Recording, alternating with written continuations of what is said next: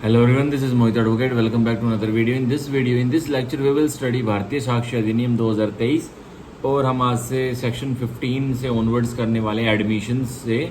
हमने section 1 to 14 बहुत ही deeply interpretation करके पढ़ लिया, एक्सप्लेनेशन में मैंने पढ़ा दिया है। बस जो मैंने अपने नोट्स में से आपको डिक्टेशन देनी है वो पेंडिंग है और मैंने लेकिन इंटरप्रिटेशन उनकी थोरली बहुत ही अच्छी तरह से आपको बता दिया, ठीक है, कि होता क्या है।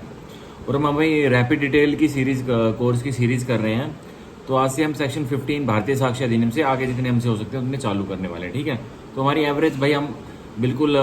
विस्तार से मतलब डिटेल में समझ रहे हैं सारे टॉपिक को, हर एक सेक्शन को। सो डायरेक्टली पता है क्या होता है, थोड़ा टाइम तो लगता है, इसलिए हम ऑन एन एवरेज हमसे 3 या 4 सेक्शन डेली हो पाते हैं, ठीक है, रीडिंग में। तो कोई नहीं है, ये अच्छा चल रहा है। लेकिन भाई मेनली बात है कंसेप्चुअल क्लैरिटी की बात है कि दिमाग में कुछ पल्ले पड़ना चाहिए। ये नहीं है कि मैं रीड करा रहा हूँ और मैं रीड कराते कराते मैं तो 2 दिन में पूरी बेरट को रीड कर सकता हूँ, 1-1 घंटे की क्लास में, वो भी। लेकिन अब क्या है, लेकिन कंसेप्चुअल क्लैरिटी तो होनी चाहिए कि भाई टेक्स्ट बोलना क्या चाहता है, टेक्स्ट का मतलब क्या है, ठीक है।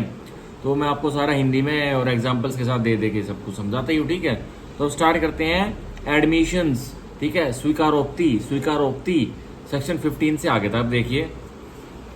सेक्शन 15 में एडमिशन डिफाइंड है कि स्वीकारोक्ति होती क्या है, देखिए।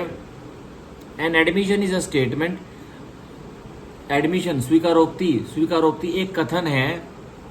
ओरल और डॉक्यूमेंट्री, या तो ओरल मौखिक रूप से कोई कथन दिया था वो स्वीकारोक्ति है, या फिर डॉक्यूमेंट्री कोई लिखावट दी थी, कोई पेपर पे, कोई सब्सटेंस पे, कोई डॉक्यूमेंट पे, तो वो क्या बन गई है, वो भी अब क्या बन गई है, एडमिशन बन गया, ठीक है। कथन आप चाहे ओरली दे रहे हो चाहे डॉक्यूमेंट्री दे रहे हो, वो भी एडमिशन बन सकता है, स्वीकारोक्ति बन सकती है। अब देखिए, और कंटेंट इन इलेक्ट्रॉनिक फॉर्म, या फिर अभी इलेक्ट्रॉनिक फॉर्म में भारतीय साक्ष्य अधिनियम में और तीनों लॉज में, भारतीय नागरिक सुरक्षा संहिता में, भारतीय न्याय संहिता में, इन तीनों लॉज में इलेक्ट्रॉनिक फॉर्म को ज्यादा महत्व दिया गया है, क्योंकि न्यू एज ईरा है और मॉडर्न ईरा है, इसमें इलेक्ट्रॉनिक गैजेट ज्यादा आ चुके हैं। तो इसलिए अब एडमिशंस, आप अगर कोई इलेक्ट्रॉनिक फॉर्म में भी अगर कुछ कथन है ना, स्टेटमेंट है, तो वो भी एडमिशन स्वीकारोक्ति बन जाएगी, ठीक है। अब देखिए, which suggest any inference as to any fact in issue or relevant fact. और जो सीधा सीधा वो स्टेटमेंट, वो कथन ओरली बोला हुआ, documentary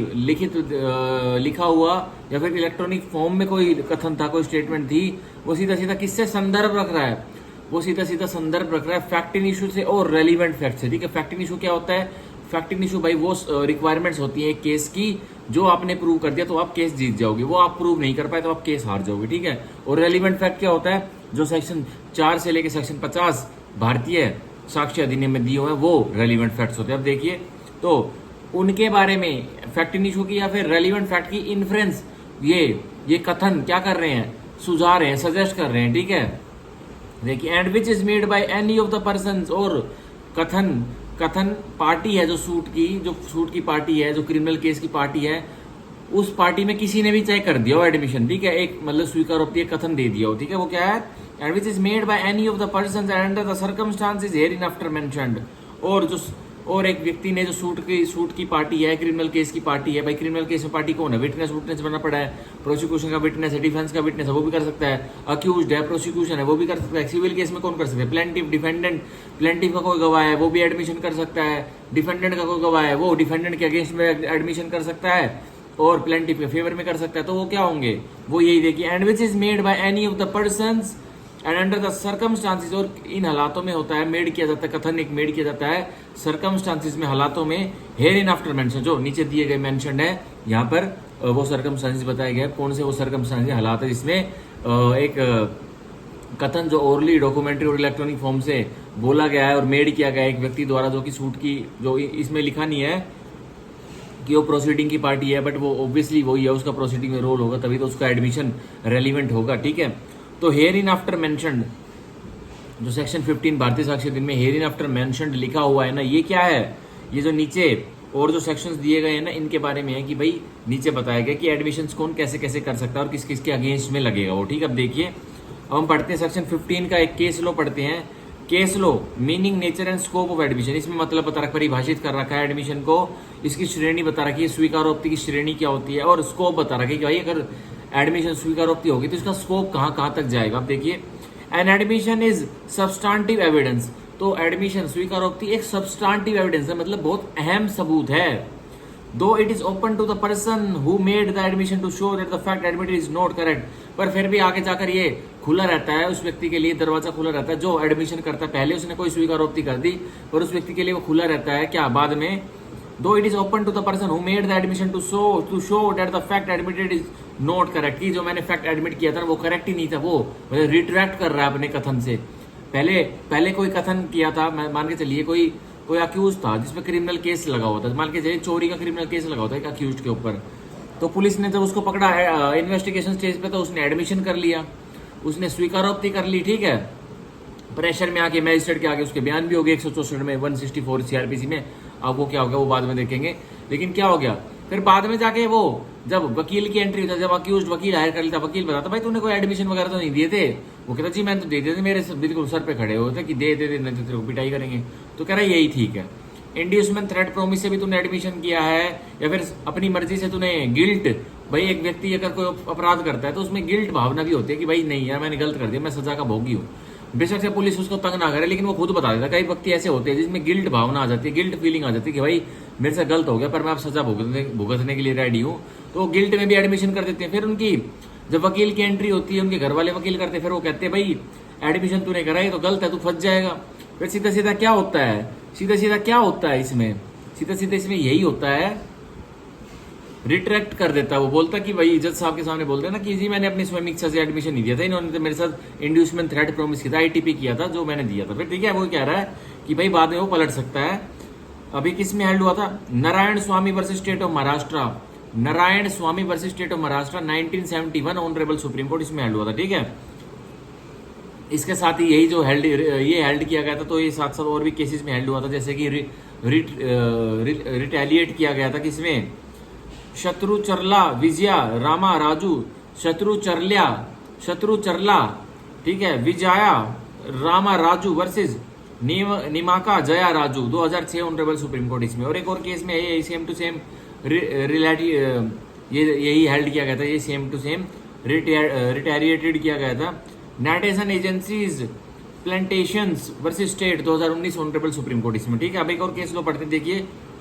admissions are not conclusive, admissions final नहीं है, स्वीकारोक्ति फाइनल नहीं है, अंतिम नहीं है। किसी ने स्वीकारोक्ति हो मत समझ लेना कि वो अंतिम हो गई, भाई हाँ उसने तो अपनी दे दी, नहीं, कंक्लूजन है। कंक्लूजन क्या होता है कि भाई एक छोटी चीज से कोई बड़ी चीज आपको प्रूव करनी है, आप बड़ी चीज को प्रूव नहीं कर सकते क्योंकि आपके पास कोई एविडेंस नहीं है बड़ी के लिए, पर आप छोटी छोटी चीजों को साबित करके एक बड़ी चीज प्रूव कर सकते हो, तो उसको कहते हैं कंक्लूसिव, कि भाई अब वो बड़ी चीज कंक्लूसिव हो सकती है क्योंकि आपने छोटी छोटी चीजों से, छोटे छोटे फैक्ट्स तथ्यों से वह बड़ी चीज को प्रूव कर दिया, तो वो कंक्लूसिव प्रूव हो जाता है और उसको रिवर्ट भी नहीं कर सकते आप, ठीक है। तो ये कह रहा है एडमिशंस आर नॉट कंक्लूसिव, स्वीकारोक्ति कंक्लूसिव नहीं है,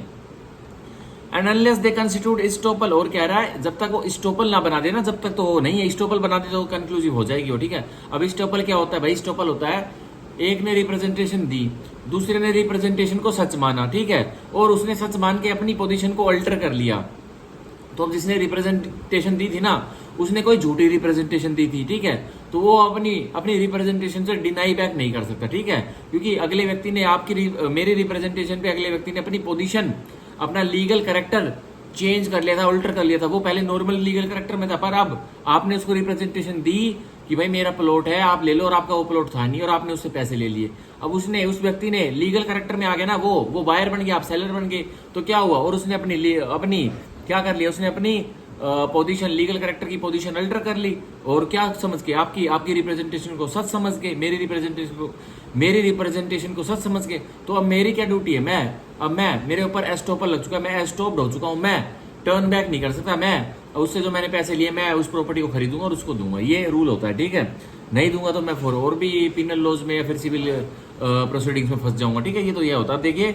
admissions are not conclusive and unless they constitute estoppel the maker is at liberty to prove that they were mistaken or were untrue। तो कह रहा है जब तक कि एस्टोपल नहीं लग जाता है एडमिशन पे, स्वीकारोक्ति पर, तो जो मेकर है जिसने एक स्टेटमेंट, एक कथन दिया था और जो एडमिशन का रूप ले रहा है, वो उसके पास क्या है, पूरी लिबर्टी, उसके पास पूरी छूट है कि वो प्रूव कर सकता है, साबित कर सकता है कि जो मैंने एडमिशन दिया था वो गलत फहमी में दिया गया था, वो मिस्टेकन था, मेरे को नहीं देना था, गलत फहमी में दिया गया था और झूठा है, या फिर अनट्रू, वो सच नहीं था, तो ये भी हो सकता है, ठीक है। तो वो एडमिशन कंक्लूसिव नहीं रहेंगे। तब हो जाएंगे, तब अगर उस पर स्टॉपर लग चुका है। तब स्टॉपर कब लगता है, वही मैंने बताया, लीगल कैरेक्टर अगर अल्टर हो गए दोनों पार्टीज के, ठीक है, एक भाई मैं हूं और मैं एक व्यक्ति ए को बता रहा हूं कि भाई मेरा एक सेक्टर 10 में कोठी है जो आप ले लो, और हालांकि मेरी वो कोठी थी नहीं, मैं तो कोई ऐसे कोई डीलर था, प्रॉपर्टी डीलर, और मैंने यही बता दी कि भाई वो कोठी मेरी है, आप ले लो, मैं 5 करोड़ में दे रहा हूँ। तो जिसको मैं मिस्टर ए को दे रहा हूँ, उसने अपनी जगह को,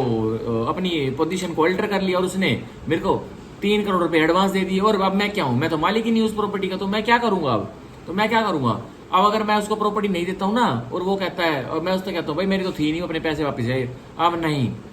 नहीं, अगर वो व्यक्ति ने अपनी पोजीशन अल्टर करके मेरे को पैसे दिए थे तो मैं स्टॉप हो गया हूँ, अब मेरे को टर्न बैक करने का कोई भी नामो निशान नहीं है। मैं उसको वो प्रॉपर्टी देऊंगा, चाहे अपने पैसे लगाकर उससे और हाई रेट में, जो उसका असल मालिक है कोठी का, उससे और हाई रेट में लेके दूं, लेकिन अब मेरे को स्टॉप कर दिया गया है प्रिंसिपल ऑफ एस्टॉपल ने कि मेरे को प्रॉपर्टी देनी ही पड़ेगी उसको अब ए को, ठीक है। तो ये होता है एस्टॉपल। अभी कौन से केस में हेल्ड किया गया था,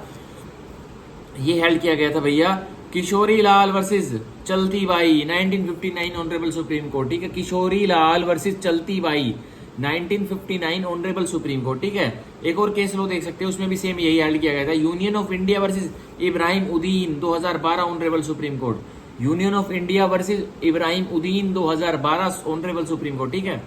अब एक और केस लो देखिए, admission whether amounting to confession. अब स्वीकारोक्ति कब कन्फेशन में बदल सकती है। अब देखिए,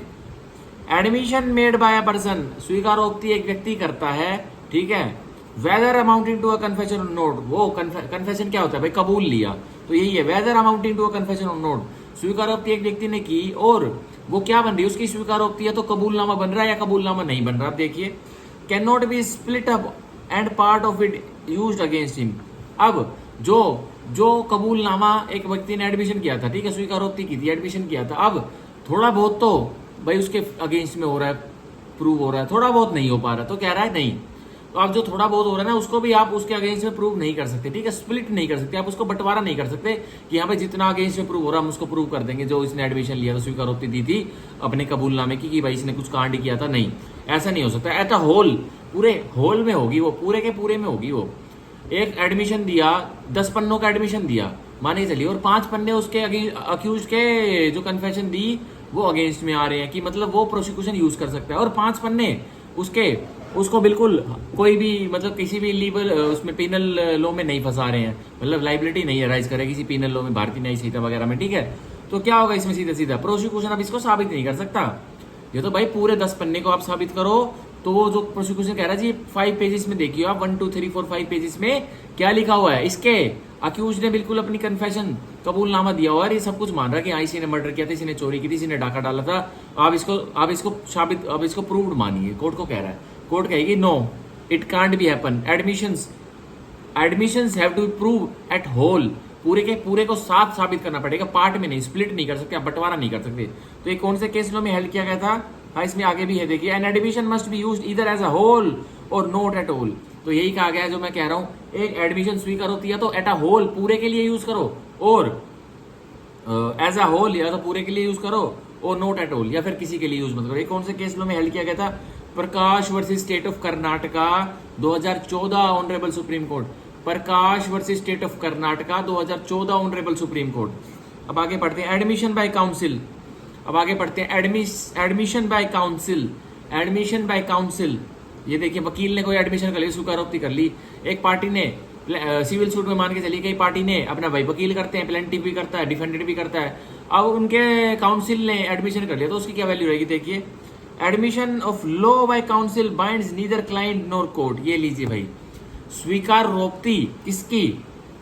स्वीकारोक्ति कानून की अगर काउंसिल ने की है, ना तो वो पार्टी को बाइंड करेगी, ना तो वो कोर्ट को बाइंड करेगी, कोई उसका फर्क नहीं पड़ेगा। अगर स्वीकारोक्ति कानून की हुई है, भाई किसी कानून में प्लेंटिफ ने कोई केस डाला, ठीक है, उसने substantive law Indian counter act का लगाया, अब इंडियन काउंटर एक्ट का जो उसने सब्सटेंटिव लॉ लगाया, तो कोर्ट ने उसको इंटरप्रिटेट करके रख दिया, कोर्ट ने कह दिया भाई नहीं, ये सब्सटेंटिव लॉ तो आपने गलत लगाया, आपको तो इसमें कोई रिलीफ और राइट और रेमेडी कुछ नहीं मिलने वाली है। तो अब काउंसिल की भी बात समझ में आ गई, प्लेंटिफ के काउंसिल की, भाई हाँ जी हाँ ये तो गलत हो गया, तो क्या हुआ, सीधे सीधे ये एडमिशन है, पर ये नहीं, ये भाई ये क्या हुआ, ये कानून का एडमिशन है और स्वीकारोक्ति है जो वकील ने की है, काउंसिल ने की है, और ये ना तो क्लाइंट को बाइंड करती है, मतलब क्लाइंट के भी कोई अगेंस्ट में नहीं है, और ना तो कोर्ट को बाइंड करती है, ठीक है। तो ये कौन से केस लॉ में हल किया गया था? Himalayan cooperation group housing society versus Balwan Singh 2015 honourable supreme court. Himalayan cooperation group housing society versus Balwan Singh 2015 honourable supreme court, इसमें हल किया गया था। अब देखिए एक और केस लो पढ़ते हैं। Statement made to court by counsel when binding on client. कब एक कथन मेड किया एक काउंसिल ने, एक वकील ने, मतलब पार्टी का वकील होगा, उसने एक कथन मेड किया कोर्ट में, और फिर वो कथन कब बाइंड कर देगा पार्टी को? हाँ, फिर वो पार्टी पर पूरा का पूरा सर पर रहेगा। हाँ भाई, तेरे पार्टी के ऊपर वो बाइंड करेगा। ऊपर वाले केस लो में हमने हिमालयन वाले में पढ़ा, बलवान सिंह वाले में पढ़ा कि वो बाइंड नहीं करेगा। अगर एडमिशन कानून का करता है काउंसिल तो बाइंड नहीं करेगा, ना तो कोर्ट को ना तो क्लाइंट को। लेकिन अगर उसने कोई स्टेटमेंट मेड की काउंसिल ने, वकील ने, तो किसको, तो क्लाइंट का बाइंड होगा, बाध्य होगा उससे। देखिए अब unequivocal statement made to a court by counsel. एक अनइक्विवोकल स्टेटमेंट कथन मेड किया, अनइक्विवोकल मतलब बराबर सा, ना 50-50, मतलब वे एक है, ये अनइक्विवोकल, ना उधर का ना इधर का, बीच में सामान्य। अब देखिए unequivocal statement made by court, एक कथन मेड किया काउंसिल ने, कोर्ट में वकील ने, in relation to the commitment of his client, और किस संदर्भ में कि उसके क्लाइंट की कुछ कमिटमेंट थी, किसी मान के चलिए सिविल केस में उसके क्लाइंट ने कुछ कमिटमेंट कर रखी थी अगली पार्टी को, डिफेंडेंट को, तो उसने वह कथन मेड कर दिया काउंसिल ने। अब देखिए commitment of his client qua the subject matter of the proceedings in which that counsel was engaged and instructed to appear, and where there was no case of client that he had expressly instructed his counsel not to make such a statement. The statement made to the court by the counsel is in such a case held was binding on a client. Om Prakash versus Suresh Kumar 2020 honourable supreme court. अब counsel जो एक party ने वकील कर रखा है, तो party ने वकील को क्या कहा है भाई? सिविल केस में पार्टी को कोर्ट में जाने की जरूरत नहीं है जब तक कि संबंध ना आए किसी विषय पर। तो ये कह रखा भाई, एक पार्टी ने वकील को कर लिया, काउंसिल को कर लिया, और उसने कोई कोर्ट में एक कथन मेड कर दिया, स्टेटमेंट, कोई कबूलनामा कर लिया, कथन कर लिया, ठीक है, और एडमिशन कर लिया, स्वीकारोक्ति कर ली, तो क्या होता है? और वो इंस्ट्रक्टेड भी था, वो काउंसिल क्लाइंट्स ने इंस्ट्रक्टेड भी कर रखा था, आप ऐसे करना, ऐसे करना, ऐसे करना, और सीधा सीधा कबूलनामा स्टेटमेंट कथन किसके लिए करा उसने? सब्जेक्ट मैटर, जो प्रक्रिया, जो सिविल केस चल रहा है उसकी प्रक्रिया के लिए ही, सब्जेक्ट मैटर के लिए उस वकील ने स्वीकारोक्ति कर लिया, एडमिशन कर लिया। तो क्या होगा? अब वो स्टेटमेंट, अब वो कथन बाइंडिंग है उस पार्टी के ऊपर भी, ठीक है। ये हेल्ड हुआ था कौन से लॉ में? Om Prakash versus Suresh Kumar 2020 honourable supreme court में यह हेल्ड हुआ था। बहुत इंपॉर्टेंट केस हुआ, रिसेंट है, मेंस में लिखोगे तो कटाकट नंबर आएंगे, ठीक है। तो ये आज हमने पढ़ा सेक्शन 15 एडमिशंस के बारे में कि भाई एडमिशन स्वीकारोक्ति होती क्या है, कबूलनामा होता क्या है, ठीक है। तो ये चीजें कबूलनामे में आती है। तो सीधा सीधा क्या है भाई? कोई भी स्वीकारोक्ति, कोई भी एडमिशन, कोई भी कबूलनामा, कोई भी कथन सीधा सीधा किससे संदर्भ रख रहा है, किससे रेफरेंस रख रहा है ना, किससे? सीधा फैक्टिंग इशू से कनेक्ट हो रहा है या फिर रेलिवेंट फैक्ट से कनेक्ट हो रहा है, तो सीधा सीधा वो एडमिशन माना जाएगा, ठीक है। और उसकी अब हमने केस लॉज पे विभिन्न और रिक्वायरमेंट देखी। तो भाई एडमिशन कंक्लूसिव नहीं है, एडमिशन अगर कंक्लूसिव तभी बनता है अगर स्टॉपर लग चुका है तो ही बनता है, ठीक है। पार्टी वकील को कहती है कि हाँ हम आपको इंस्ट्रक्ट करते हैं, आप हमारा केस संभालिए, तो अगर वकील कोई कबूलनामा कर देता, कोई स्टेटमेंट मेड कर देता कोर्ट में, और वो लो पॉइंट की नहीं होती, फैक्ट्स के पॉइंट की होती है, तो वो भी क्या होता है? वो भी एडमिशंस होता है। अगर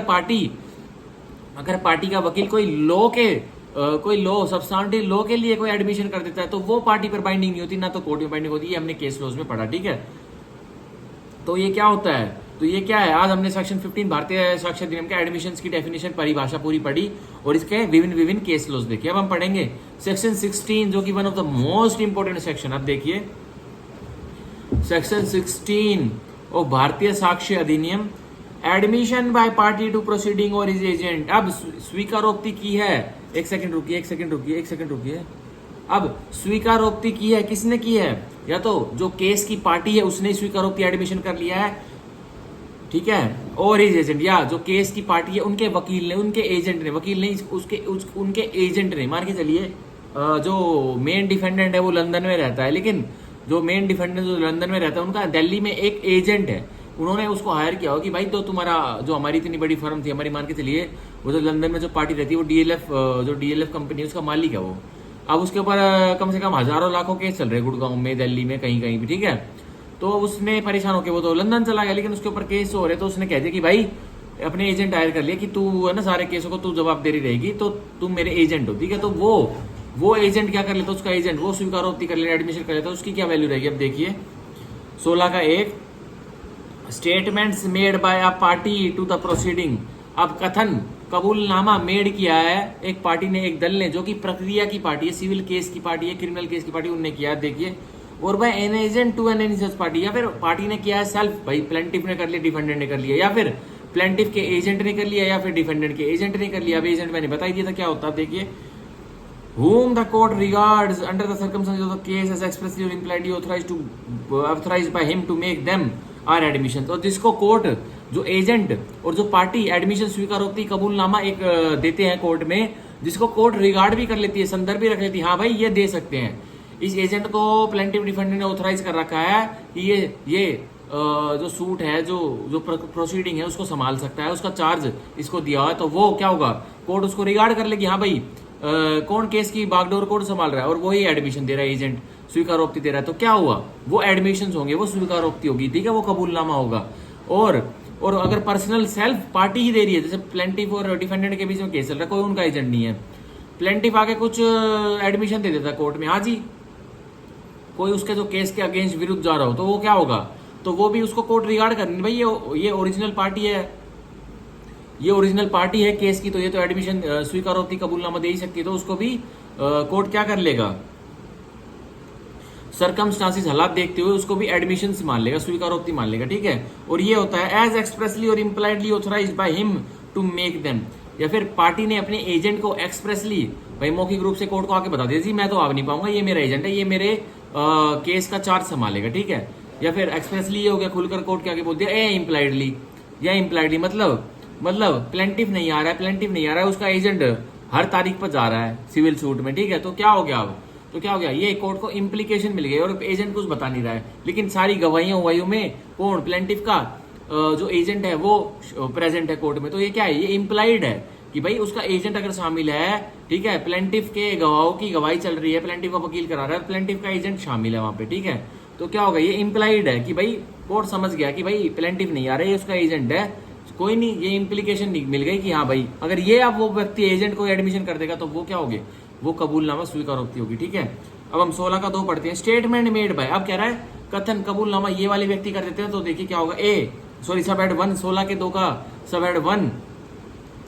parties to suit suing or sued in representative character. अब कह रहा है जो दल है सूट के, एक दीवानी मुकदमे के, वो या फिर वो पार्टी जो कि रिप्रेजेंटेटिव सूट में ऑर्डर 1 रूल 8 में, जो कि बहुत सारे व्यक्ति मिलकर जिनका एक ही इंटरेस्ट होता है एक सब्जेक्ट मैटर में, एक रिलीफ लेने में, तो वो बहुत सारे व्यक्ति 2-3 व्यक्ति को चुन लेते हैं, या कम से कम 500-1000 व्यक्ति एक व्यक्ति को चुन लेते हैं कि आप हमारे लिए केस डालो, तो वो क्या होता है, वो रिप्रेजेंटेटिव सूट होता है, ठीक है, वो रिप्रेजेंटेटिव सूट होता है, ठीक है। तो और क्या होता है सीधा, तो रिप्रेजेंटेटिव सूट में रिप्रेजेंटेटर अगर एडमिशन कर लेता है तो वो आगे दिखा रखा है कि वो भी भाई पार्टी टू सूट होता है, जो कि केस चला रहे हैं, मान के चलिए प्लेंटिफ है, ठीक है, और वो अपना सिंपल केस चला रहा है, उसका एक ही कोर्स ऑफ एक्शन है, वो सिंपल केस चला रहा है, एक ही डिफेंडेंट है, बी डिफेंडेंट है, तो ए वर्सेस बी में क्या हुआ, अब इसकी सूट की पार्टी कौन हुई, ए हुई प्लेंटिफ, बी हुआ डिफेंडेंट, ठीक है। अब रिप्रेजेंटेटिव सूट का क्या केस है भाई, एक ए जो केस चला रहा है वो रिप्रेजेंटेटिव कैरेक्टर में चला रहा है, ऑर्डर 1 रूल 8 सीपीसी के तहत, ठीक है, जिसमें 500 व्यक्ति ओरिजिनली इन्वॉल्व है, उनका एक रिलीफ, एक सेम इंटरेस्ट में मामला अटका हुआ है, उनको रिलीफ लेना है। और क्या हुआ सीधा क्या हुआ, उन्होंने चार्ज दे दिया उस रिप्रेजेंटेटिव सूट का उन 500 व्यक्ति ने ए को। अब ए जो एडमिशन कबूलनामा स्वीकारोक्ति करेगा तो वो क्या होगा, वो एडमिशन होंगे। अब देखिए आगे,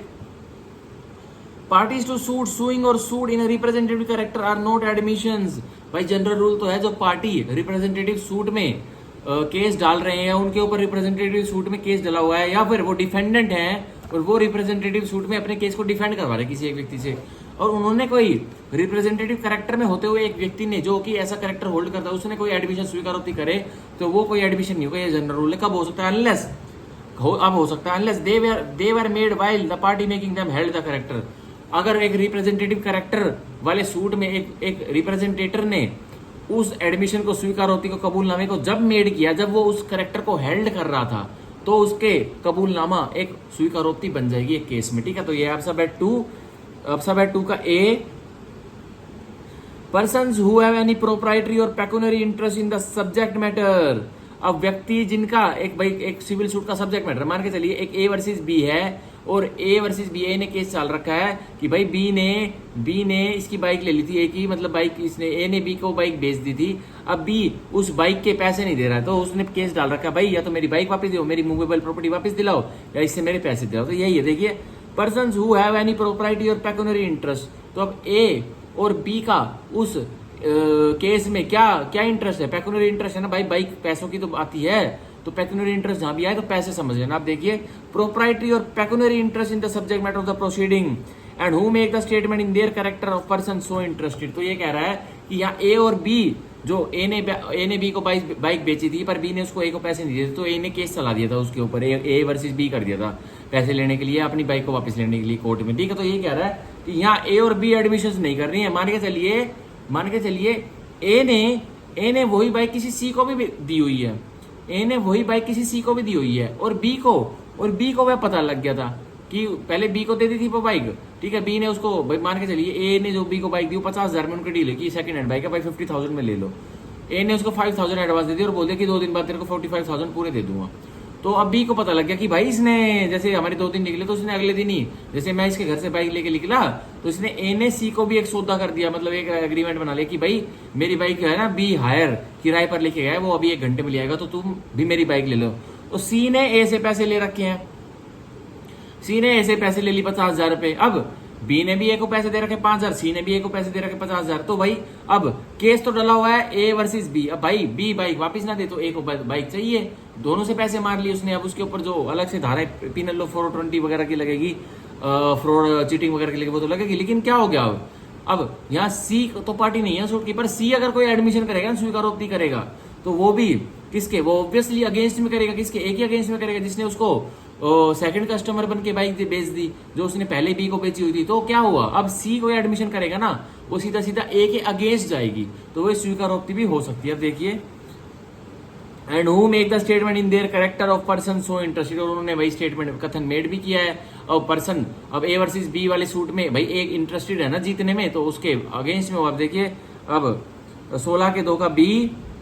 persons from whom the parties to the suit have derived their interest in the subject matter of the suit। अब वो वाले व्यक्ति persons from whom the parties to the suit have derived their interest in the subject matter of the suit। अब मान के चलिए A versus B एक suit चल रहा है, ए वर्सेस बी एक सूट चल रहा है, और वही चल रहा है ए ने बी से अपनी बाइक वापस लेनी है, बाइक के पैसे वापस लेने हैं, क्योंकि ए ने बी को अपनी बाइक का एग्रीमेंट टू सेल कर लिया था 50,000 रुपए में, पर बी ने ब्रीच कर दिया, पैसे नहीं दिए, 5,000 रुपए दिए, 45,000 नहीं दिए। तो ए ने सूट डाल दिया कि भाई,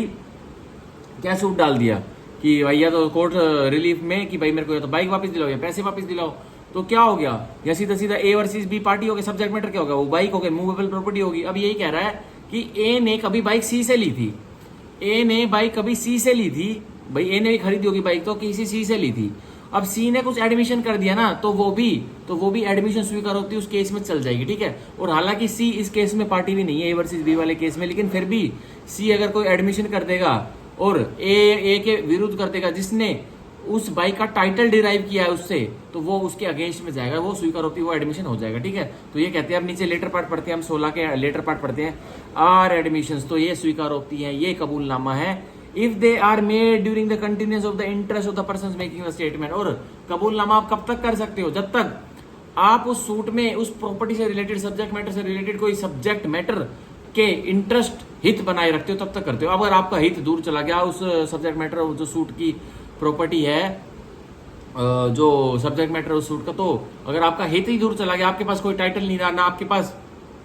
कोई भी टाइटल नहीं रहा, ना ओनरशिप है, ना आपके पास किराएदार का टाइटल है, ना आपके पास हायरिंग का टाइटल है, ना आपके पास टेनेंट का टाइटल है, आपके पास लैंडलॉर्ड का टाइटल है, तो आपको क्या करोगे, आपके पास कोई इंटरेस्ट नहीं बचा, हित नहीं बचा, तो आप एडमिशंस भी मेड नहीं करते उस सब्जेक्ट मैटर के ऊपर, आपके एडमिशन की कोई वैल्यू नहीं रहेगी। ये हमारा हुआ सेक्शन 16 और भारतीय साक्ष्य अधिनियम, जो कि बताते हैं कि भाई एडमिशंस या तो पार्टी कर सकती हैं प्रोसीडिंग की, जिनकी प्रक्रिया चल रही है, मतलब सिविल सूट चल रहा है, क्रिमिनल प्रोसीडिंग चल रही है, मतलब जो दल हैं क्रिमिनल प्रोसीडिंग के, फौजदारी मुकदमे के और सिविल प्रोसीडिंग के, दीवानी मुकदमे के, तो वो जो दल है वो एडमिशंस कर सकते हैं या उनके एजेंट कर सकते हैं, ठीक है। मतलब एजेंट क्या होता है, अब मैं लंदन रहता हूँ, अब मेरे ऊपर बहुत सारे केस चले पड़े हैं गुड़गांव में, हरियाणा में, तो मैं हर केस के लिए भागा थोड़ी आऊंगा फ्लाइट लेके, तो मैंने गुड़गांव में अपने एजेंट को हायर कर दिया, भाई मैं तेरे को भाई चाहे उसको सैलरी पे रखूँ, चाहे एजेंसी तो बिना पैसों के हो जाती है, चाहे उसको बिना रेमोनरेशन के रखूँ, ठीक है। लेकिन मैंने उसको सैलरी पर रख दिया मैनेजर को, भाई 1 लाख रुपए दूंगा हर, जितने भी दिल्ली हाई कोर्ट है, फलाने हाई कोर्ट है, गुड़गांव कोर्ट है, उसमें जाके तू देखियो मेरे ऊपर कितने मुकदमे और सामने हाजिरी दियो, और जो तेरे से बेस्ट हो सके वो मेरे को बताइयो, और जो अब केस कुछ हम हार जाए या जीत जाए तो वो मेरे को बता दियो, हार जाएंगे तो पैसे दे दूंगा, ठीक है, और जीत जाएंगे तो भाई अपने पैसे ले लियो उनसे, ठीक है। तो ये एजेंट होता है जो एक व्यक्ति के लिए काम करता है। मतलब एजेंट क्या होता है, मेरे लिए एक व्यक्ति काम करेगा जो मेरे फेस वैल्यू के अकॉर्डिंग किसी और व्यक्ति को रिप्रेजेंटेशन करेगा। मतलब वो मेरे बोल उस व्यक्ति को बताएगा जिसको मैं नहीं बता रहा, लेकिन मेरा एजेंट बता रहा है कि भाई सर की ये स्कीम है, सर ने ये चलाया था, सर ने ये चलाया था। तो ये होता है एजेंट, ठीक है। एजेंट अपने मालिक को, एम्प्लॉयर को, जिसने उस एजेंट को हायर किया हुआ है, मतलब प्रिंसिपल को किसी और के सामने रिप्रेजेंट करता है, ठीक है, थर्ड पर्सन को, थर्ड पार्टी को, ठीक है। तो ये एजेंट होता है। तो सीधा सीधा यही कह रखा है एडमिशन जो प्रोसीडिंग्स की पार्टी है, तो दल है प्रक्रिया के, उसने किया है स्वीकारोक्ति कबूलनामा, या फिर कबूलनामा किसने किया है, या फिर प्रक्रिया में जो एजेंट की जो पार्टी का एजेंट है उसने कर लिया, तो वो एडमिशंस हो जाएंगे इन केस में जो मैंने बताया, ठीक है। अब हम पढ़ेंगे सेक्शन 17, आज हम करेंगे सेक्शन 17, 18, 19, 20, 21, हाँ 21 तक कर लेंगे आज हम, ठीक है। 21 तक कर लेंगे क्योंकि फिर हमारी 1 घंटे की हमारा लेक्चर हो जाएगा। 21 तक हम आज कर लेंगे, ठीक है,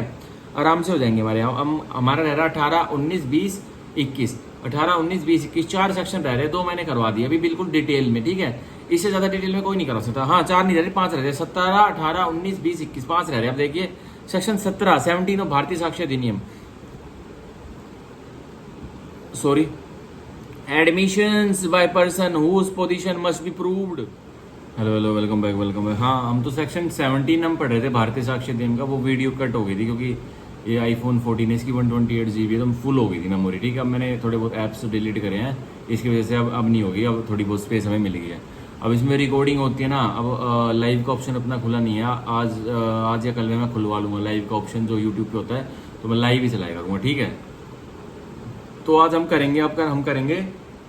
अपना सेक्शन 17 से कंटिन्यू करते हैं। अब देखिए सेक्शन 17 भारतीय साक्ष्य अधिनियम, कंटिन्यू क्या करते हैं, मैंने 15 पढ़ा दिया, 16 पढ़ा दिया, अब 17 से कंटिन्यू करो, 17, 18, 19, 20, 21, ये 5 हमें करने। अब देखिए section 17, admissions by persons whose position must be proved as against party to suit. अब क्या हुआ देखिए, अब एडमिशंस बाय पर्सन, स्वीकारोक्ति की है व्यक्तियों ने, whose position must be proved, जिनकी पोजीशन, जिनका स्टैंडिंग प्रूव्ड साबित करना पड़ेगा as against party to suit, और किसके लिए उनकी स्टैंडिंग साबित करनी पड़ेगी, जो सूट की, जो दीवानी मुकदमे की पार्टी है ना, जो दल है, उनके अगेंस्ट, विरुद्ध में, ठीक है। तो क्या होगा, वो भी एडमिशंस होते हैं। बॉडी पढ़ते 17 की। अब देखिए इसमें जो इलस्ट्रेशन दिया गया ना, इससे हम आसानी से इसको समझ जाएंगे। अब देखिए 17 की body, statement made by persons whose position or liability. अब कथन मेड किया है एक व्यक्ति ने जो किसी पोजीशन में बैठा हुआ है, खड़ा हुआ है, ठीक है, मतलब उसने कोई पोजीशन बनाई हुई है, कोई मतलब एक ओधा बनाया हुआ है, और लायबिलिटी, या फिर उसने उस व्यक्ति की कुछ लायबिलिटी है, और किसके प्रति लायबिलिटी, ऑब्वियसली जो एक सिविल सूट की कोई पार्टीज है तो उनके प्रति ए बी की प्रति उसकी लायबिलिटी होगी, मतलब उसको कुछ देनदारी होगी उनके प्रति। अब देखिए it is necessary to prove as against any party to the suit are admissions. और देखिए दोबारा पढ़ते, it is necessary to prove, और यह जरूरी हो गया साबित करना, as against any party to the suit, और किसके विरुद्ध, कोई भी पार्टी या दल है जो कि सूट का, दीवानी मुकदमे का, उसके प्रति एक वस्तु, एक चीज साबित करना, एक पोजीशन और लायबिलिटी साबित करना नेसेसरी हो गया, जरूरी हो गया है। और किन के विरुद्ध हो गया है, जो पार्टी है सूट की, दीवानी मुकदमे, उनके विरुद्ध। अब देखिए आर एडमिशंस, तो अगर वो व्यक्ति जो कोई पोजीशन होल्ड करे बैठा है, उसकी कोई लायबिलिटी है, तो वो अगर कोई एडमिशन करता है, स्वीकारोक्ति करता है, ठीक है, कबूलनामा करता है, तो वो क्या होगा, और सीधा सीधा वो किसके अगेंस्ट करता है, जो पार्टी विरुद्ध सूट है, जो प्रक्रिया सिविल सूट की, दीवानी मुकदमे की पार्टी, उनके विरुद्ध करता है। तो वो उस व्यक्ति का जो एक पोजीशन और लायबिलिटी लिए हुए बैठा है, तो उसके ये बोल क्या होंगे, ये सीधे सीधे एडमिशंस होंगे, कबूलनामे होंगे। अब देखिए if such statements would be relevant, और ये जो कथन है ये संदर्भ रखेगा as against such person in relation to the such position or liability, और किसके विरुद्ध संदर्भ रखेगा, सीधे सीधे जो मैंने बता दिया, जो दल है, जो सिविल सूट के दल है, उनके विरुद्ध। कोई तीसरा व्यक्ति राइट और पोजीशन और लायबिलिटी लिए बैठा है, ठीक है, वो कुछ स्टेटमेंट बोलता है और सीधी सीधी वो स्टेटमेंट किसको अफेक्ट कर रही है, या तो जो ए वर्सेस बी मान के चलिए सूट चल रहा है कोई, ठीक है, लेकिन सी एक व्यक्ति है कि भाई वो कुछ एडमिशन कर देगा ना, उसकी एडमिशन ऐसे है कि उसकी कोई पोजीशन है या फिर वो लाइबिलिटी लिए बैठा है, तो वो ए और बी के कुछ राइट्स को हैम्पर कर सकता है, मतलब उनके अगेंस्ट में जा सकती है उसके बोल, उसके एडमिशन। तो ये क्या कह रहा है, be relevant as against such persons in relation to such position or liability in a suit brought by against them. तो वो संदर्भित रखेगा सीधा सीधा उन व्यक्ति के ऊपर जो जो सूट की पार्टी, जो दल है सिविल सूट के, उनके ऊपर अगर एक व्यक्ति ने जो पोजीशन और लाइबिलिटी लिए हुए बैठा उसने कोई स्टेटमेंट मेड की, तो ठीक है। And if they are made while the person making them occupy such position or is subject to such liability. और जो तीसरा व्यक्ति है जो कि पोजीशन और लाइबिलिटी लिए हुए बैठा है, वो एक एडमिशन वो स्वीकार होती है, वो कथन तभी मेड करता है जब उसके पास वो पोजीशन और लाइबिलिटी है, अभी बरकरार है, उससे किसी ने वो पोजीशन छीनी नहीं है और उसकी लाइबिलिटी अभी उतरी नहीं है। तो अगर उसने कुछ बोला ना, और जो पार्टी तो टू द सूट है, सिविल सूट की जो पार्टी है जिन्होंने केस चला रखा है, तो उनके राइट्स के अगेंस्ट में जाएगी वो बात, ठीक है, किसी के फेवर में जाएगी, दूसरी पार्टी के अगेंस्ट में जाएगी, ऐसा हो सकता है, ठीक है, दोनों के अगेंस्ट में भी जा सकती है भाई, ऐसा भी हो सकता है, ठीक है। तो ये हमारा होता है सेक्शन 17 भारतीय साक्ष्य अधिनियम का, इसमें हम इलस्ट्रेशन पढ़ते हैं जो कि समझ में आ जाए। आप देखिए, A undertakes to collect rent for B. अब ए ने क्या लिया, ए ने जिम्मेवारी ले ली कि भाई मैं बी तेरे लिए किराया, जो तेरा किराया है ना, बी के भाई बहुत सारे किराए कमरे होंगे, तो बी ए ने बी को कह दिया कि हाँ मैं आपके लिए आपके सारे किराए के कमरों का किराया इकट्ठा कर दूंगा, ठीक है, ये कहा। B sues A for not collecting rent due from C to B. अब क्या हुआ, बी भाई ए ने कोई रेंट कलेक्ट नहीं किया होगा सी से, तो ये कह रहा है बी ने सी पर केस चला दिया सिविल सूट। कह रहा है क्यों चलाया, B sues A for not collecting rent due from C to B. जो सी को एक किराएदार होगा बी का, उसको बी को रेंट देना होगा, सी को बी को रेंट भाई सी एक बी है, एक वो मकान मालिक है, सी एक किराएदार है, तो ए ने ठेका ले लिया कि भाई मैं आपके लिए मैं सारा किराया इकट्ठा कर दूंगा, आप मेरे को ड्यूटी दे दो। तो भाई उसने ए ने उस सी से किराया इकट्ठा नहीं करा, ए ने सी से किराया इकट्ठा नहीं करा, क्यों नहीं करा वो आगे बताऊंगा, लेकिन इसी के चलते बी ने एक ऊपर केस डाल दिया। क्यों डाल दिया कि भाई तूने जो मेरा किराया पेंडिंग था सी से जो मेरे को लेना था वो मैंने तेरे को अंडरटेक किया था, तूने सी से किराया नहीं लिया, तो इसलिए डाल दिया। अब देखिए, A denies that rent was due from C to B. A मना करता है जिसने अंडरटेक किया था रेंट लेने के लिए कि भाई बी सी को तो तेरा कोई किराया देना ही नहीं था। तो अब देखिए, statement by C that he owed B rent is an admission. अब वो सी जो बी का किराएदार है वही ये स्टेटमेंट अब कथन मेड कर देता है कोर्ट में कि भाई मेरे को तो किराया देना था। ये ए आपसे हवा में क्यों बोल रहे, मेरे को किराया नहीं देना था सी को, बी को। सी बोल देता है सबके सामने कोर्ट में या किसी के सामने बोल देता है कि भाई जी मेरे को तो किराया देना था। ए मेरे से किराया लेने नहीं आया, तो अब क्या होगा, ये एडमिशन होगा। भाई सी ने जो कथन बोला, स्वीकारोक्ति कबूलनामा बोला, ये सीधा सीधा किसके विरुद्ध होगा, ये ए के विरुद्ध होगा, ठीक है, तो ये एडमिशन होगा। अब देखिए, and is relevant fact as against A. अब ये रेलिवेंट फैक्ट संदर्भित तथ्य है किसके विरुद्ध, ए के विरुद्ध, जिसने अंडरटेक किया था किराया उगाने के लिए,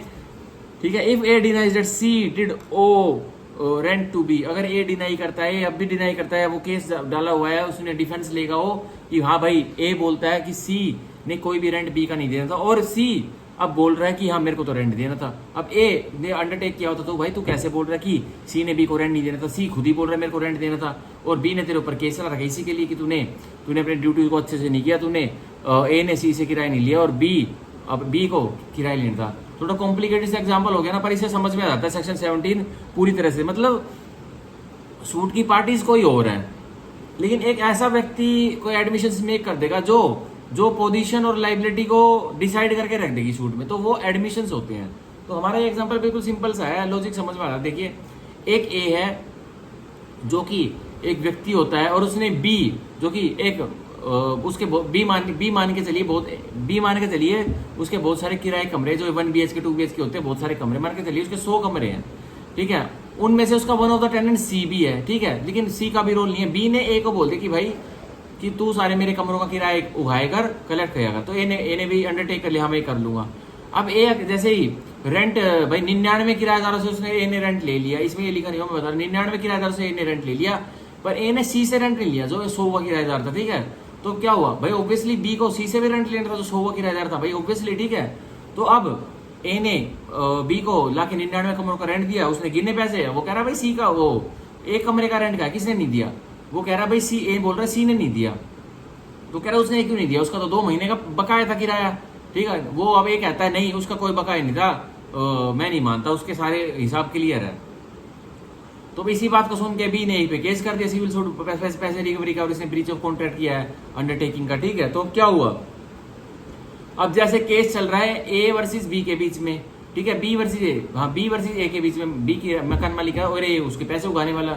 तो बी ने ए के ऊपर केस डाला कि इसने सी से पैसे नहीं लिए, रेंट इकट्ठा नहीं किया, और इसने ब्रीच ऑफ कॉन्ट्रैक्ट, इसने अंडरटेकिंग का ब्रीच भी किया, इसने पैसे पूछे, अपनी ड्यूटी को अच्छे से नहीं निभाया।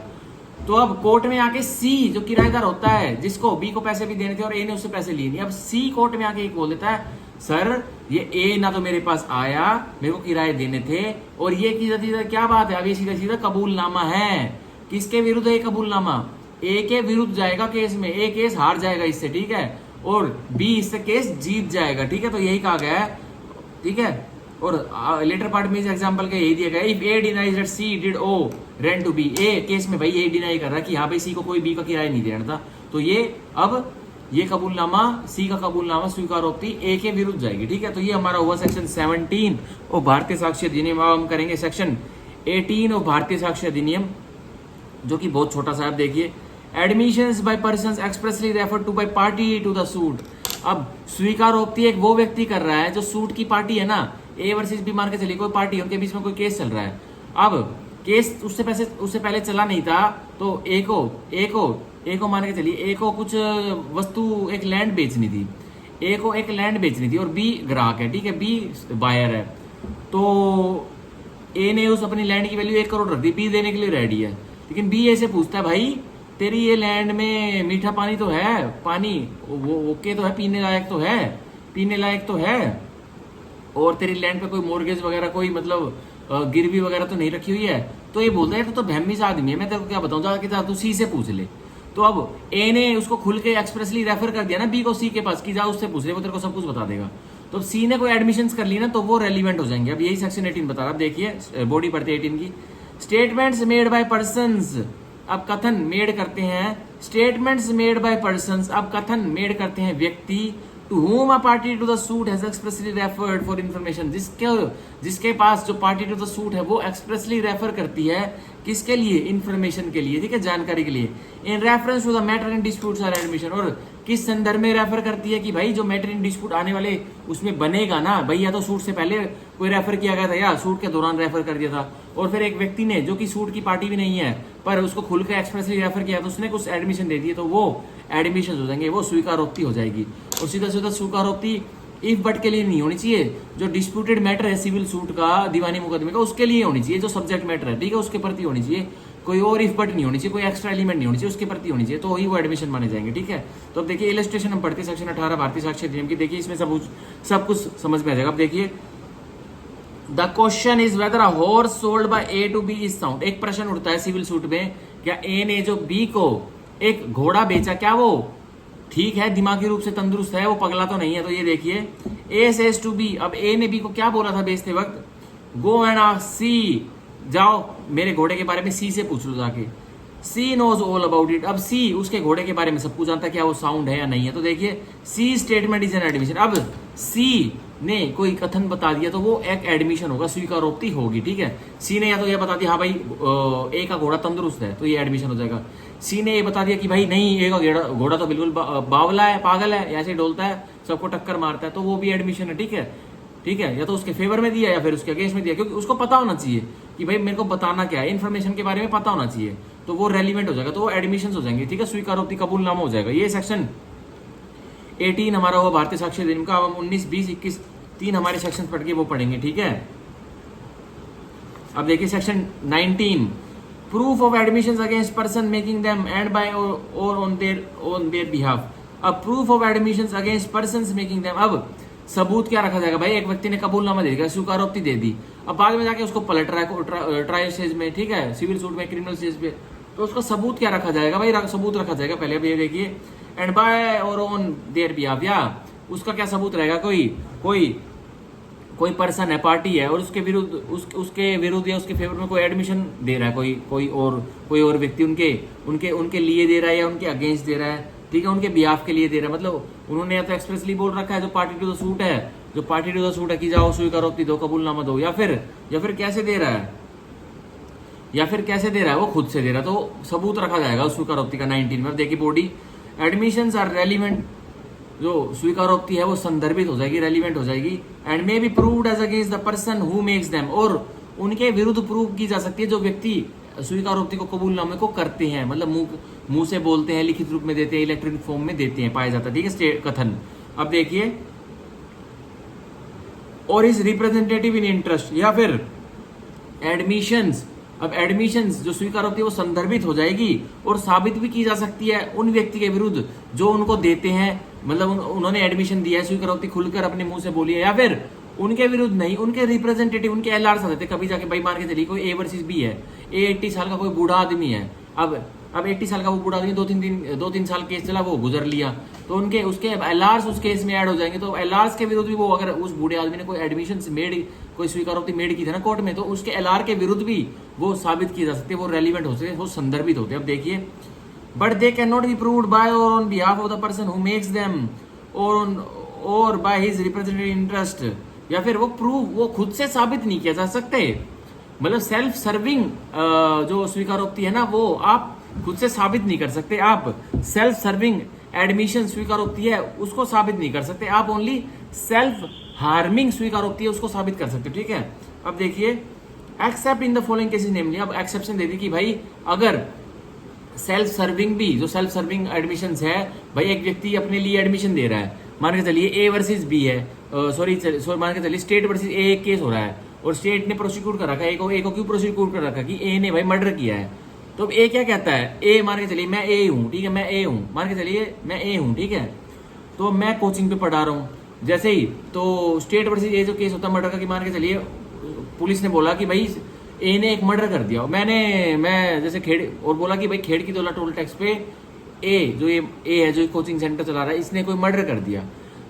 तो भाई मेरे को पुलिस उठा ले गई, ठीक है, लेकिन मैंने आकर, जैसे मैं खेड़ की दौला टोल टैक्स से अपने कोचिंग सेंटर पे आया, मैंने पढ़ाना चालू किया, उससे पहले मैंने 5-10 मिनट की कुछ सर्कमस्टांसेस क्रिएट कर दिए, मैंने बोला यार स्टूडेंट्स को ये आज तो बहुत भीड़ थी, मैं खेड़ की दौला टोल टैक्स पे फंस गया था, तो मैंने सोचा, मैंने गूगल मैप पे देख लिया था कि खेड़ की दौला टोल टैक्स पे तो जाम है, तो मैं ऐसे एसपीआर रोड से घूम के हुए आ गया, मैं खेड़ की दौला टोल टैक्स पे गया ही नहीं, तो ये मैंने क्या सर्कमस्टांसेस क्रिएट कर दिए कि मैं खेड़ की दौला पर कभी गया ही नहीं, और बच्चे अब क्या करेंगे, भाई वो सेल्फ सर्विंग है, बच्चे भाई बताएंगे, जब मेरे को पुलिस पकड़ के ले जाएगी, वो कोर्ट में आएंगे, गवाही देंगे, भाई ये तो बता रहे थे कि ये सर तो बता रहे थे, मैं एसपीआर, उस दिन तो मैं एसपीआर रोड से आया था, मैं खेड़ की दौला तो गया ही नहीं कभी भी,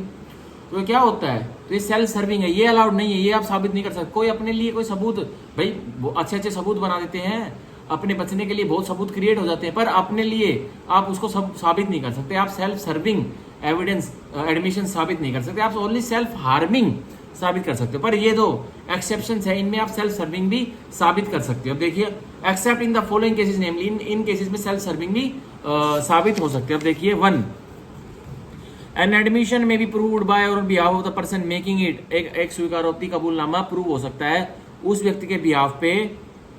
जो कि उसने एक एडमिशन स्वीकारोक्ति मेड की है। When it is of such a nature that if the person making it were dead, और जब ये सीधा किस नेचर की है, जब ये व्यक्ति जिसने एक स्वीकारोक्ति एक कथन बोला था, कबूलनामा किया था, वो व्यक्ति अब मर चुका है, डेड हो चुका है, मतलब उसकी डाइंग डिक्लेरेशन रेलिवेंट हो जाएगी। सेक्शन 26 क्लोज ए भारतीय साक्ष्य अधिनियम में डाइंग डिक्लेरेशन रेलिवेंट हो जाएगी। एक व्यक्ति ने सेल्फ सर्विंग एडमिशंस को दिया था और वो आगे जाके अब वो व्यक्ति मर जाता, तो उसकी बोली हुए बोल अब रेलिवेंट संदर्भित हो जाएंगे, ठीक है। और किसके कौन से प्रावधान के अंतर्गत, it would be relevant as between third person under section 26 Bharatiya Sakshya अधिनियम, और वो रेलिवेंट संदर्भित हो जाएंगे उस व्यक्ति के लिए, नहीं कोई थर्ड व्यक्ति के सामने एडमिशन दिया था उसके लिए और कोर्ट के लिए वो रेलिवेंट संदर्भित हो जाएंगे, ठीक है। वो मैंने बता दिया, डाइंग डिक्लेरेशन सेक्शन 26 क्लोज ए भारतीय साक्ष्य अधिनियम में दी गई, पहले इंडियन एविडेंस एक्ट में सेक्शन 32 सब सेक्शन 1 में दी गई थी। अब देखिए, हम 2 पढ़ते हैं,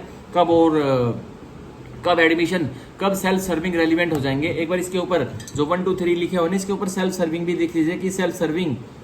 सर्विंग कब रेलिवेंट हो जाएंगे, बहुत जरूरी है, आप भूल जाओगे बाद में। 2 देखिए, एन एडमिशन में B proved bye on behalf of the person making it, admission जो स्वीकारोक्ति है कबूलनामा वो प्रूव साबित किया जा सकता है, ठीक है, by on behalf of the person making it, भाई एक व्यक्ति जो उसको मेक कर रहा है उसके वो खुद उसको प्रूव कर सकता, साबित कर सकता है, या फिर उसके बिहाफ पे कोई और व्यक्ति साबित कर सकता है। कैसे कर सकता है, when it consist of statements of the existence of any state of mind और बॉडी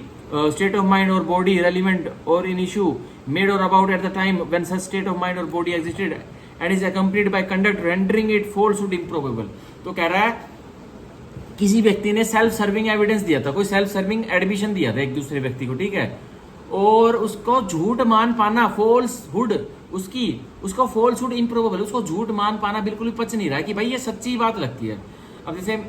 मैं मोहित हूँ और मेरे साइड में मेरा एक फ्रेंड बैठा, मैं गाड़ी चला रहा हूँ 50 की स्पीड पे, हम द्वारका एक्सप्रेस वे पे जा रहे हैं 50 से 60 70 80 ऐसे में गाड़ी चला रहा हूँ, ओवर स्पीड नहीं कर रहा हूँ। तो क्या होता है, मैं अपने दोस्त से बोल रहा हूँ, मोहित अपने दोस्त ए से बोल रहा है कि हाँ गाड़ी अच्छी चला रहा हूँ ना, वो कह रहा है हाँ भाई बहुत अच्छी गाड़ी चला रहा है, कोई दिक्कत नहीं है। आगे 2 मिनट बाद में मैं एक्सीडेंट कर देता हूँ। एक्सीडेंट क्या करता हूँ, एक बाइक वाला खुद से एक्सीडेंट, उसका वो मेरे गाड़ी के नीचे आके जाता है और मैं उसको क्रश कर देता हूँ गाड़ी के नीचे। तो क्या हुआ, मैंने भाई 2 मिनट पहले जस्ट पूछा था भाई, क्या पूछा था भाई, स्टेट ऑफ माइंड, भाई मैं कैसे गाड़ी चला रहा हूँ, वो स्टेट ऑफ माइंड है, मेरी बॉडीली फीलिंग कैसी है कि भाई मैं कैसे गाड़ी चला रहा हूँ, मेरा बिहेवियर कैसा है, मेरा कंडक्ट कैसा है, व्यवहार कैसा है। तो अब वो जो सेल्फ सर्विंग एडमिशन होगा वो भी अब वो रेलिवेंट हो जाएगा, संदर्भित हो जाएगा, उससे वो अब काम में आ जाएगा केस के। तो वो मेरा दोस्त कोर्ट में आके कहेगा जी इसने मेरे सामने एडमिशन किया था, स्वीकारोक्ति की थी, इसने जस्ट एक्सीडेंट से 2 मिनट पहले मेरे को बताया था कि भाई मैं गाड़ी कैसे चला रहा हूँ, कोई दिक्कत तो नहीं है, अच्छे से चला रहा हूँ, ड्राइव अच्छे कर रहा हूँ। तो मैंने बताया था yes you are doing well, you are driving very good. So मैंने अब आगे और गाड़ी चलाई, तो मैंने वही स्पीड से कंटिन्यू करा। तो एक बाइक वाला हमारे गाड़ी के नीचे आ गया और मोहित से बाय मिस्टेक उसको क्रश हो गया। तो अब ये क्या है भाई, जो मेरे सेल्फ सर्विंग एडमिशन थे ना, जो मैंने अपने फ्रेंड ए को दिए थे, तो ये मेरे केस में काम आ जाएंगे, ठीक है। तो क्या करता है ये भाई, सीधा सीधा एक कंडक्ट दिखाता है, व्यवहार दिखाता है कि एक व्यक्ति गाड़ी चला रहा है और वो गाड़ी चलाते चलाते पूछ रहा है कि भाई मैं सही से चला रहा हूँ, कोई मेरे से मिस्टेक तो नहीं हो रही। तो ये क्या है भाई, ये सीधा सीधा क्या है, ये स्टेट ऑफ माइंड, बॉडी उस टाइम पे कैसी थी एक व्यक्ति की, जब वो कार ड्राइव कर रहा था या कोई भी अदर एक्ट कर रहा था, तब उसने एक एडमिशन दिया था, तो वो रेलिवेंट हो जाएंगी। कोई भी वो सेल्फ सर्विंग उसको मान लेंगे, उसको सेल्फ सर्विंग होते हुए उसको नहीं कहेंगे जाओ एक्सक्लूड कर देंगे, नो, सेल्फ सर्विंग भी वहां रेलिवेंट हो जाएगी, ठीक है। तो ये 2 हुआ 3। अब 19 का क्लोज 3 पढ़ते हैं। अब देखिए, सॉरी, एन एडमिशन में बी प्रूव्ड, एक एडमिशन स्वीकारोक्ति कबूलनामा साबित किया जा सकता है bye or on behalf of the person making it, या तो उस व्यक्ति के बिहाफ, वो व्यक्ति जो स्वीकारोक्ति कर रहा है वो भी उसको साबित कर सकता है, या उसके बिहाफ पे कोई और व्यक्ति उसको साबित कर सकता है, ठीक है। If it is relevant otherwise than as an admission, या तो वो कैसे रेलिवेंट है, वो संदर्भित है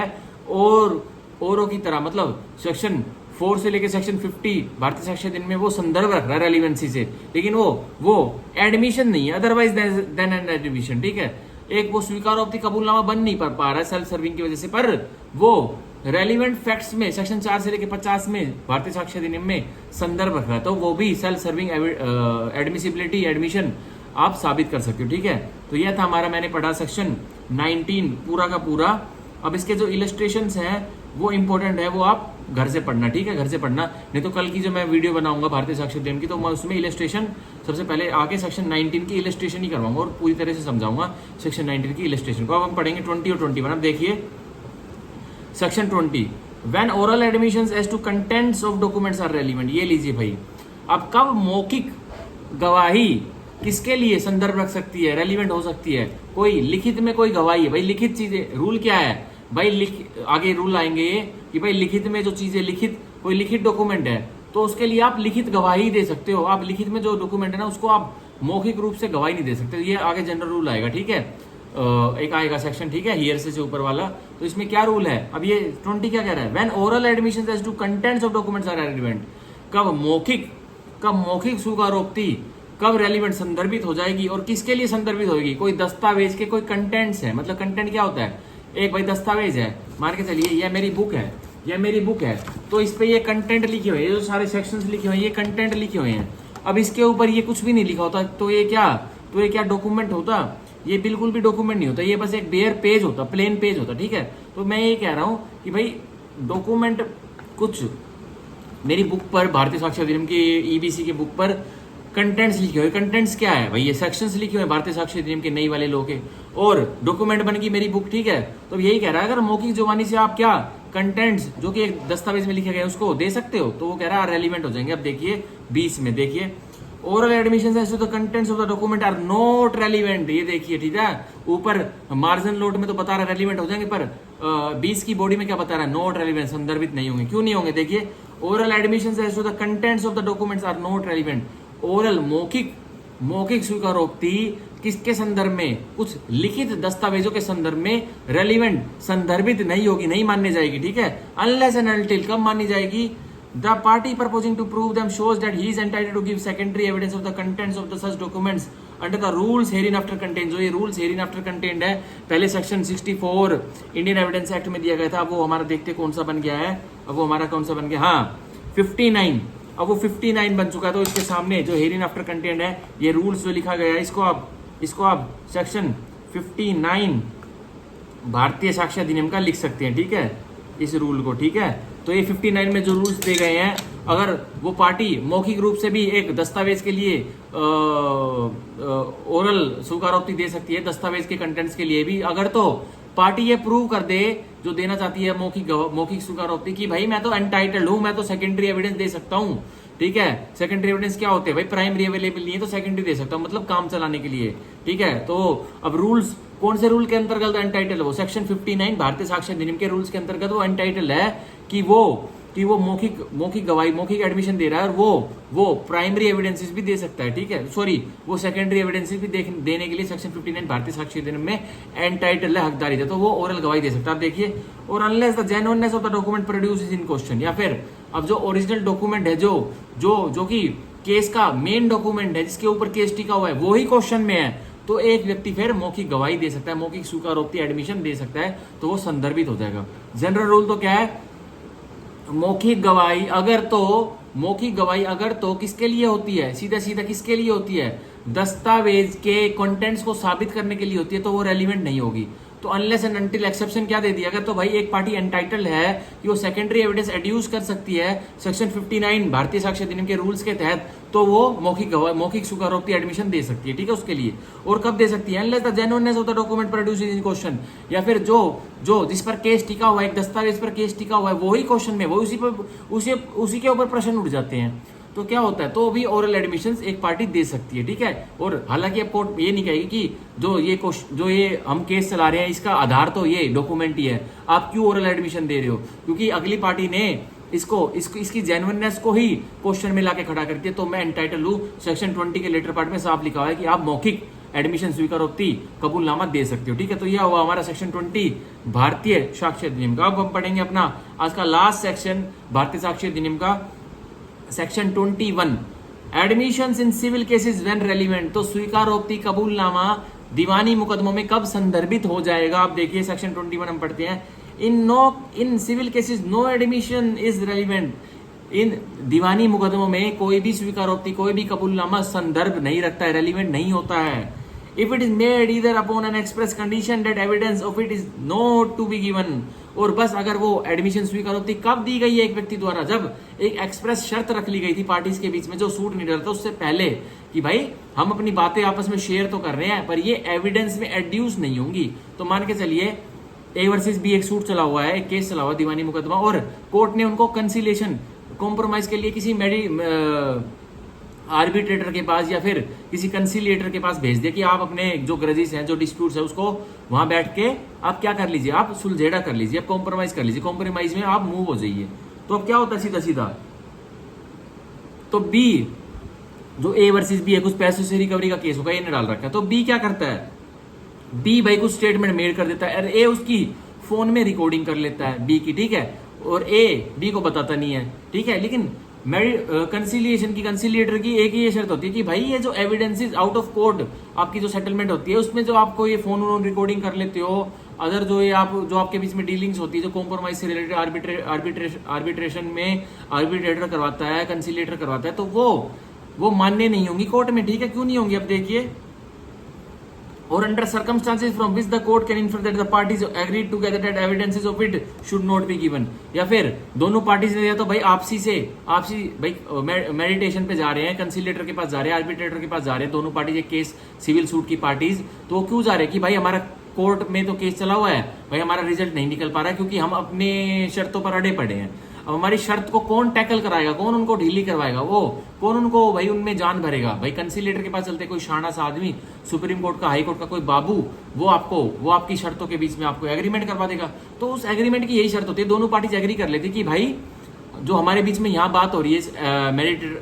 मेडिटेशन में कंसीलेटर के पास, आर्बिट्रेटर के पास, हम जो हमारी बात हो रही है हम इसकी गवाही नहीं देंगे कोर्ट में, तो यह हो जाता है। ठीक है, तो आप अगर कोई चोरी छुपे रिकॉर्डिंग कर लेता है, ठीक है, फोन में रिकॉर्डिंग कर लेता है, या कोई और व्यक्ति को एडमिशन आपके सामने कर देता है, तो आप कोर्ट में जाके नहीं बता सकते, ठीक है, कि इसने एडमिशन कंसीलेटर के पास, आर्बिट्रेटर के पास कर दिया था, वो मानने नहीं जाएगा। सेक्शन 21 उस पर बार लगाता है। ठीक है, और अगर अगर अगर एक पार्टी बोल रही है कि भाई ऐसा ऐसा इसने एडमिशन कर लिया था, हम कॉम्प्रोमाइज में हमारी मीटिंग हुई थी तो इसने एडमिशन कर लिया था, तो कोर्ट ये पूछती है कि भाई तुमने बीच में टर्म सेटल नहीं की थी क्या, क्या तुम्हारे बीच में जो यहाँ बात होगी वो कोर्ट में एविडेंस नहीं दोगे आप? तो एक पार्टी कहती है नहीं ऐसी तो कोई बात नहीं है। तो कोर्ट अपने दिमाग लगा के, लीगल माइंड लगा के, सर्कमस्टेंस से हालात, जो केस के हालात होते हैं उसके आधार पर क्या कर लेती है, इन्फर कर लेती है, मतलब सींच लेती है।